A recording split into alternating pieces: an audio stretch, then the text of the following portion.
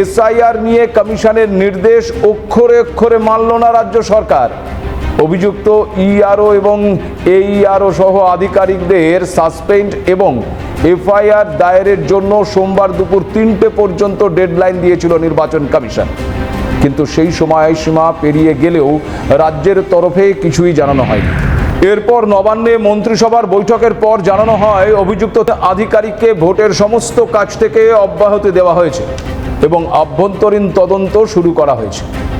ময়নার এইআরও এবং বারুইপুরের data entry আধিকারিকের বিরুদ্ধে পদক্ষেপ নেওয়া হয়েছে, তবে তাদের কাউকেই সাসপেন্ড বা তাদের বিরুদ্ধে ওই এফআইআর দায়ের করা হয়নি। চিঠিতে স্পষ্ট জানানো হয়েছে তাদের বিরুদ্ধে কঠোর ব্যবস্থা নিলে তাদের মনোবল ভেঙে যাবে, আভ্যন্তরীণ তদন্ত শেষে ব্যবস্থা নেওয়া হবে। অন্যদিকে আবার এই এসআইআর এর বিরুদ্ধে সুপ্রিম কোর্টে জনস্বার্থ মামলা করেছেন তৃণমূল কংগ্রেসের রাজ্যসভার দলনেতা ডেরেক ওব্রায়েন। 12ই আগস্ট মঙ্গলবার মূল মামলার শুনানি রয়েছে সুপ্রিম কোর্টে, আর এই মামলাকেও তার সঙ্গে যুক্ত করা হয়েছে বলেই জানা গেছে। এদিকে সূত্র বলছে রাজ্য ব্যবস্থা না নিলে অভিযুক্ত ইআরও এবং এইআরও সহ আধিকারিকদের বিরুদ্ধে ব্যবস্থা নিতে চলেছে নির্বাচন কমিশন। এক্ষেত্রে তারা নাকি সুমোটো মামলা দায়ের করলেও করতে পারে।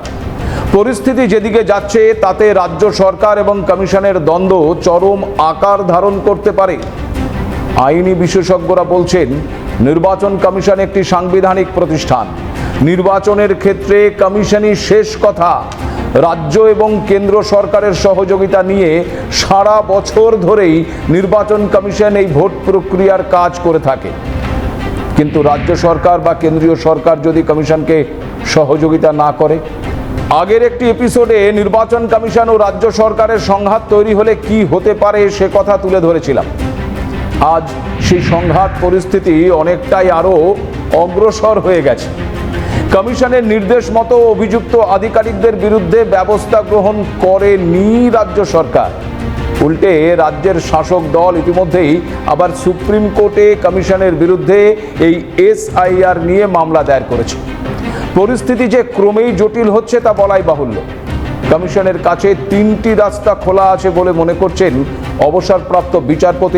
এক্ষেত্রে কমিশন যতক্ষণ না পর্যন্ত স্বচ্ছ ভোটার তালিকা তৈরি করতে পারছে ততক্ষণ রাজ্যের নির্বাচন সংগঠিত করতে তারা নাও পারে।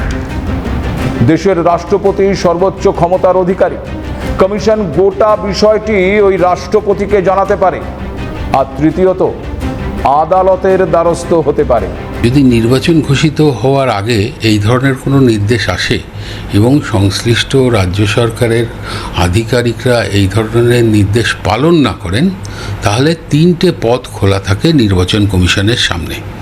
প্রথম হচ্ছে যে নির্বাচন কমিশন এই সিদ্ধান্ত করতে পারে যে যতক্ষণ পর্যন্ত না সংশোধিত স্বচ্ছ তালিকা তৈরি হচ্ছে ততক্ষণ রাজ্যে নির্বাচন হবে না। দ্বিতীয় হচ্ছে যে রাষ্ট্রপতি যেহেতু সর্বোচ্চ ক্ষমতার অধিকারী সংবিধান অনুযায়ী, সেক্ষেত্রে রাষ্ট্রপতিকে এই বিষয়টায় ব্যবস্থা গ্রহণের জন্য জানাতে পারে। আর তৃতীয়ত হচ্ছে যে কোনো পক্ষ যদি অ্যাগ্রিভড হয় তাহলে আদালতে তার আবেদন জানাতে পারে।